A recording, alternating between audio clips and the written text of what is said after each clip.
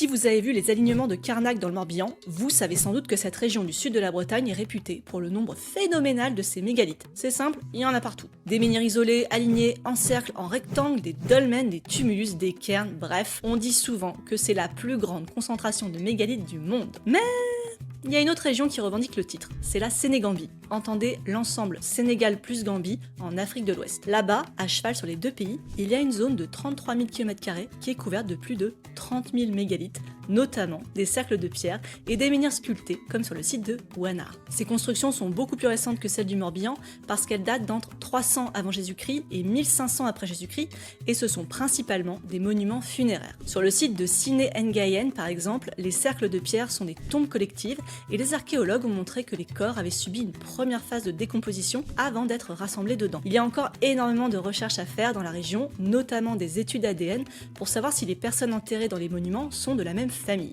Si vous voulez découvrir plein d'autres sites archéo du monde entier, eh ben on a écrit ce livre, dont je vous ai assez mal parlé. En plus il est très joli, hein. Attendez, bougez pas, je vais vous le montrer en vrai.